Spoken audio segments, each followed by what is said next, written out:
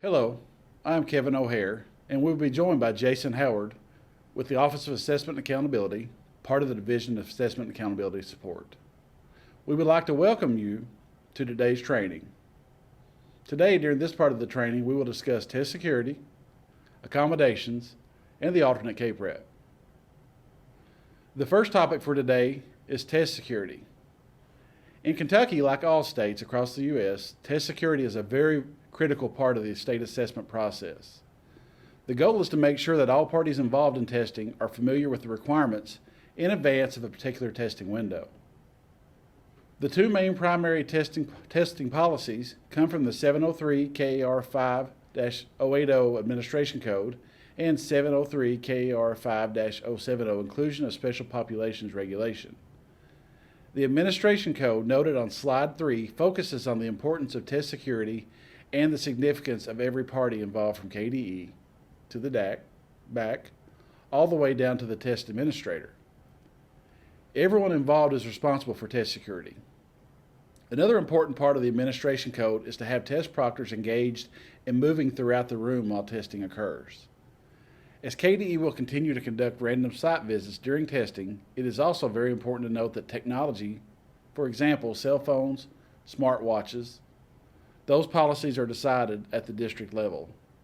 Our districts do a wonderful job with monitoring the use of technology. The Inclusion of Special Populations Regulation focuses more on accommodations provided during the state assessment. It is critical that schools and districts communicate changes to IEPs, 504s, and program service plans before testing occurs to let all parties involved know when a change has occurred. The miscommunication in schools and districts, though not being done intentionally, is one of the leading causes of testing allegations across the state. Another important factor is having adequate staff available for testing. As far as being required, the inclusions training is required for those providing accommodations on the state assessment. However, many districts train everyone in both just to make sure they can have an adequate number of test administrators available at the time of testing.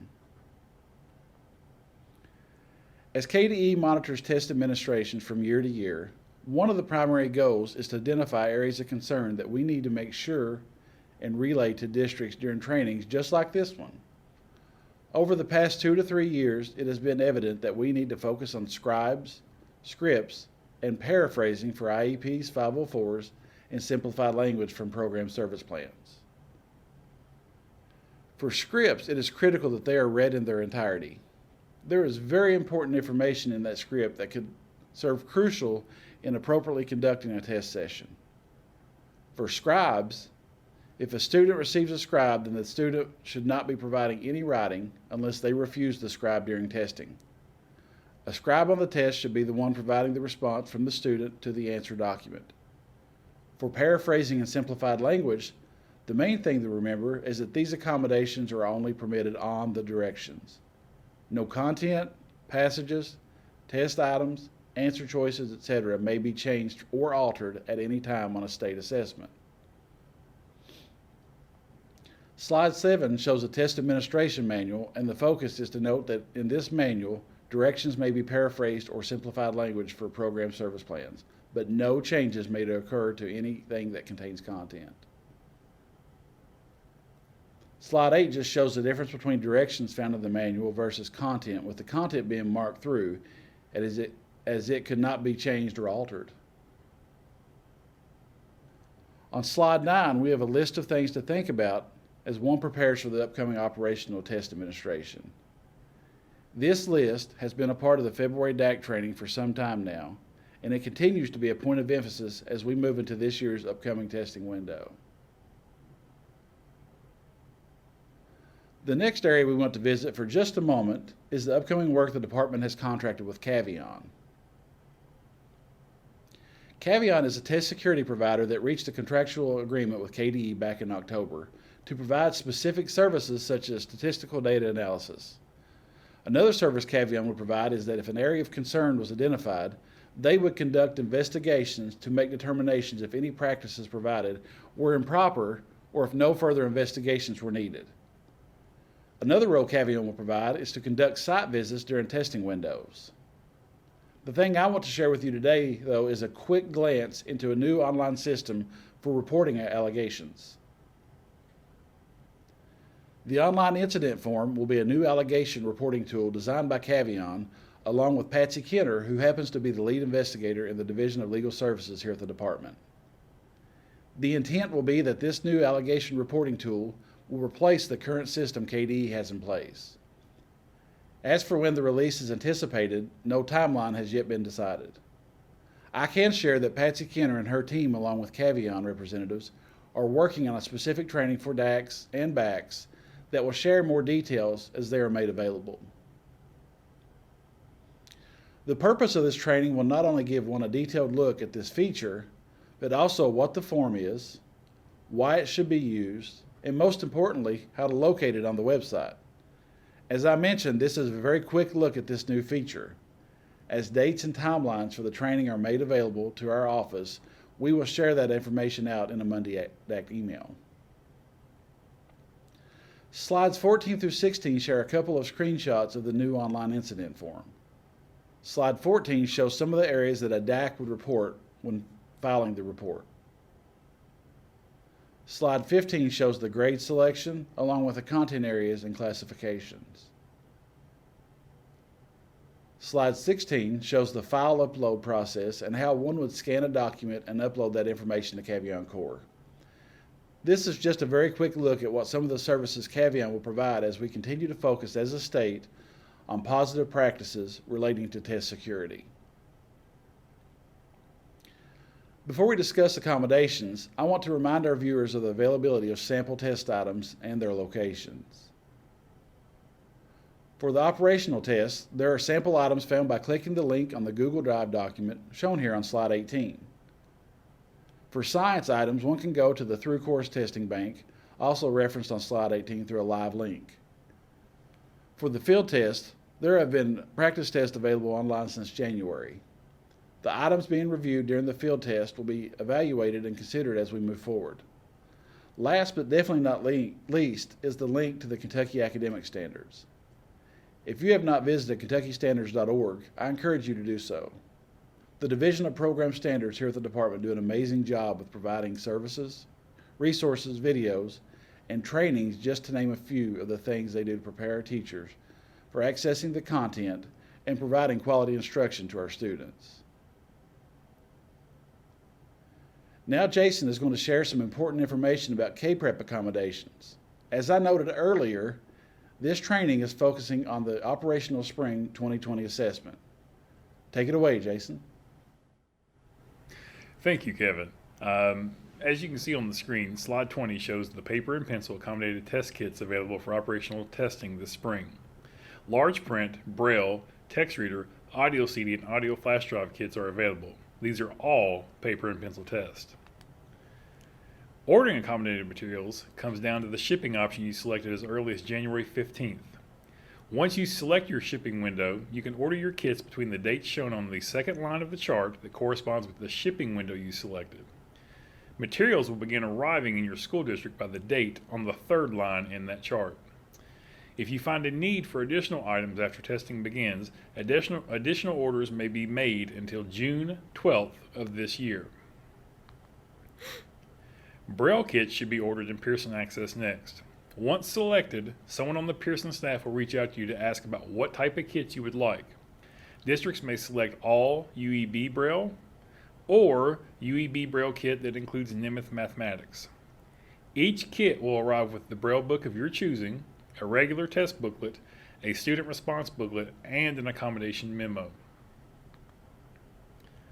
Large print kits are also available and should be ordered in Pearson Access Next as well. These kits will be ordered individually. The kits are all black and white and use patterns instead of colors. It should be noted that only the print is enlarged as pictures do not change. Each kit comes with a large print book, a regular test book, a student response book, and an accommodation memo. Audio kits are also available. This year there is one change to the audio kits. We listened to the field, and the overwhelming response from our assistive technology survey conducted last summer was that the field wanted flash drives as an option for audio. Audio kits now come with a CD or a flash drive, it's your choice. It needs to be stressed that this is still not an online test. Each audio kit comes with either an audio CD or a flash drive, a regular test book, a student response book, and an accommodation memo. You can test larger groups using audio as long as each student has their own headset that contains the sound. That actually would be no different than testing an entire class responding on their own with no accommodations. In slide 25, you'll see that TextHelp will once again be providing text-to-speech for all operational tests.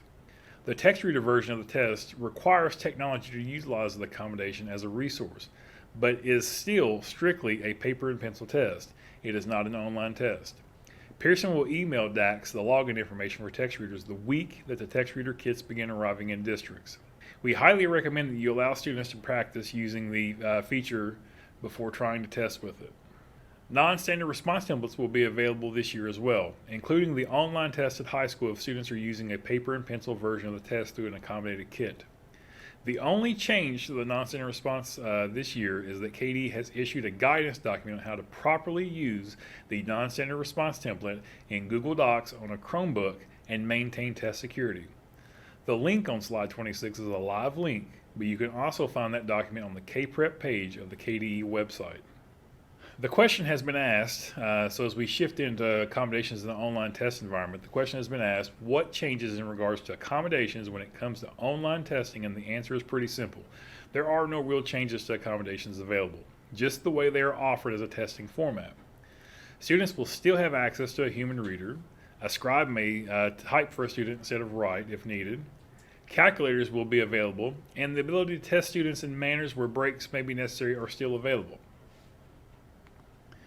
When discussing a scribe on a test where typing is required, a scribe may type for a student if the student is unable to type on their own. It is still a one-to-one accommodation since the student will be directing the scribe in what to type. We do want to reiterate that technology is not required to be marked on the plan in order for a scribe to type for a student on the assessment. Remember, when scribing for a student, if you do not hear them say it or direct you to type it, then it should not be added as part of that response. A human reader may continue to provide reading accommodations to students. It is still an accommodation that does permit no more than 4 together in a small group who have the exact same form of the test and will not require one-to-one accommodations such as scribe, manipulatives, or accommodations where testing in a group would never be allowed. If a human reader was reading an online test, they would do so by reading directly from the computer screen. All other rules for human readers still apply. In a situation where a student requires breaks during the test or the session must be paused momentarily, it is very important to always document start and stop times every time a session is paused, whether the reason be for a medical situation, a behavior redirection, or circumstances where a test session may have to stop momentarily. If an online test is being provided, this must occur directly in Pearson Access Next. When you pause a session, make sure that you just pause it and do not end that session. Calculators for online testing will be a resource provided to all students where they are necessary. The Desmos calculators provided online will be available to elementary students as a 4-function calculator, middle school students will have the scientific calculators, and high school students will have access to the 4-function, scientific, or graphing calculators.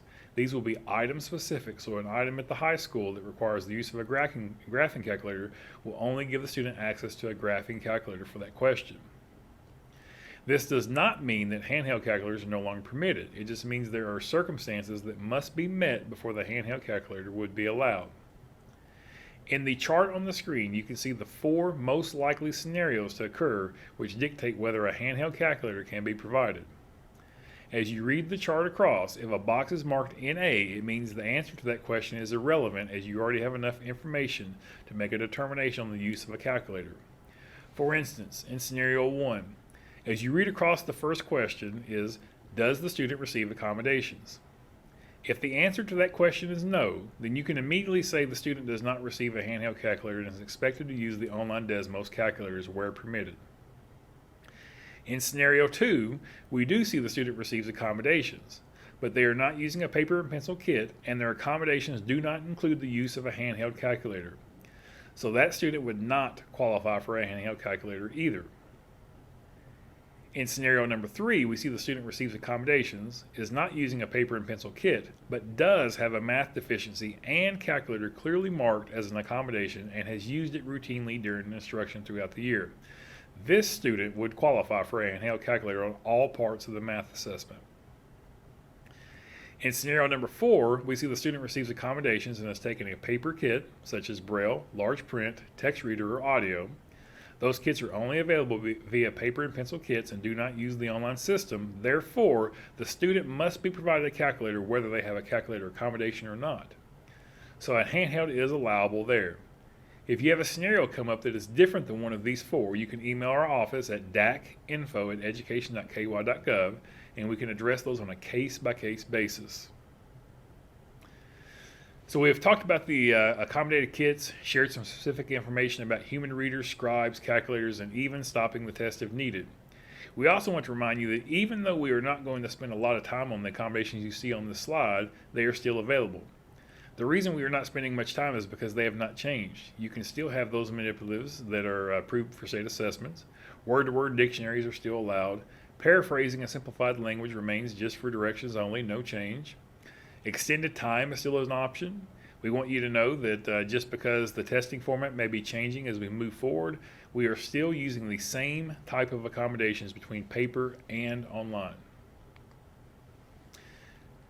Now I'd like to take a moment just to talk about the online testing toolbox. This is new for this year and is approximately a 40-page document that will be a one-stop shop for online testing policies. You will find everything from technology guides to accommodation guides, general testing policies, tips and best practices, resources, just to name a few areas this resource will focus on.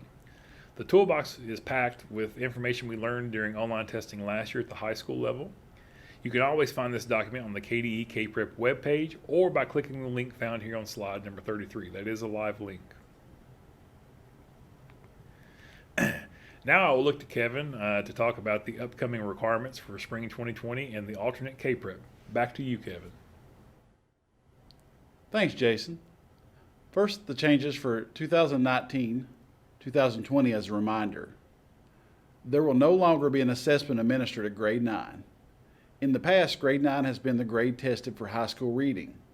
Since the general assessment high school summative reading and math assessments are both given at grade 10, we moved the alternate to align as well. As noted here on slide 35, we will also talk about the accountable assessment for window 2, along with field test requirements, new alternate assessment targets, and also the quality of school climate and safety survey.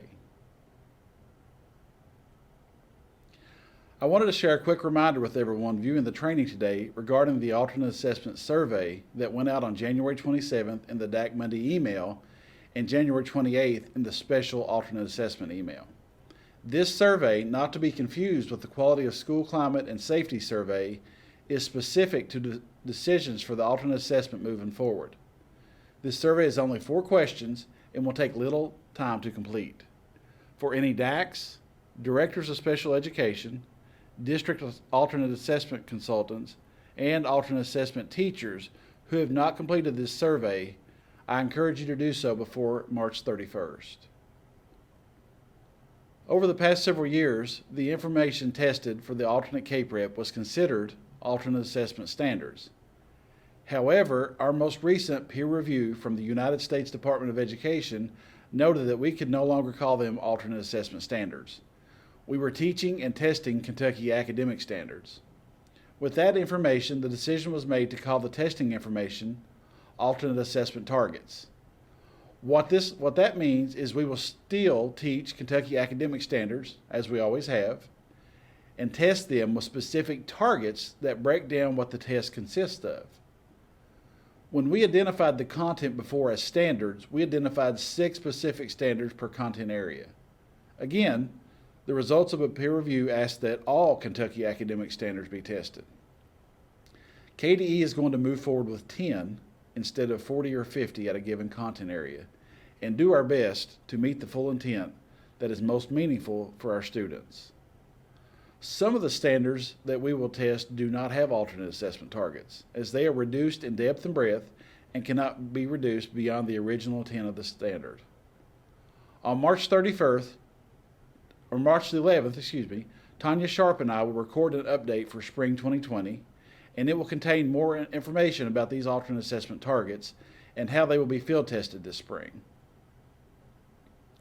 Slide 38 shows how the field test items will be presented this spring as part of the Window 2 assessment. All content areas will have 2 items represented and 2 standards, which we will share in the March recording.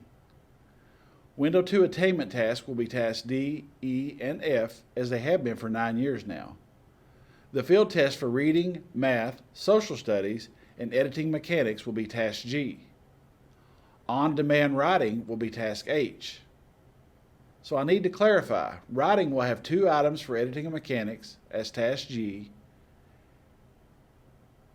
and 2 items for on-demand writing as task H. All responses for the Window 2 assessment, the field test items, will be documented on a paper score sheet at the time of completion and then recorded in the student registration database. The Quality of School Climate and Safety Survey will represent 4% of the entire accountability system for this year, and as it states in the regulation, it is required by all students. This means alternate assessment students too. The only students who would not take the survey would be students who receive either a medical or extraordinary circumstance non-participation. The survey for alternate assessment students will be reduced from 30 items to 10 items. The 4 response options of strongly disagree, disagree, agree, or strongly agree will be represented with a picture of thumbs up and thumbs down. The survey is to be completed the first day you choose to administer the Window 2 assessment, that is after April 13th, of course, before any content areas assessment is administered.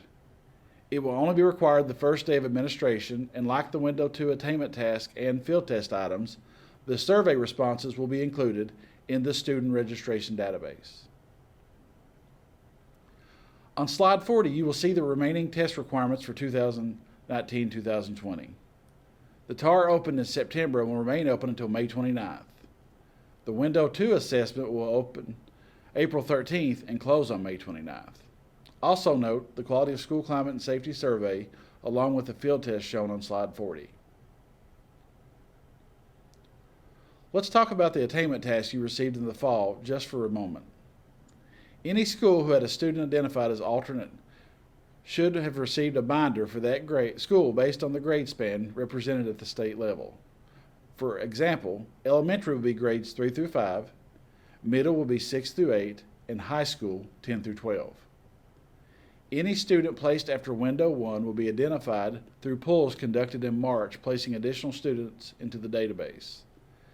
These students, as well as their schools, if not already receiving materials, will receive a set for Window 2. School level materials will be shipped loose and expected to be placed in the binder received for Window 1. The materials are expected to arrive in the districts 1 to 2 weeks prior to testing in case adaptations are necessary for the student to complete the test. For Window 2 districts have more than one option to receive their shipment. Since many districts are impacted by the receipt of materials possibly occurring during their spring break, the Division of Assessment and Accountability Support will offer different shipping options. Option 1 to be sent the week of March 23rd, and Option 2 to arrive sometime the week of March 30th. If neither of these options will work, please contact me directly. Seating charts will continue to be required as they are for all statewide assessments. For students completing the alternate K-Prep, the seating charts are shipped with the school level materials and can be found in the back of the binder.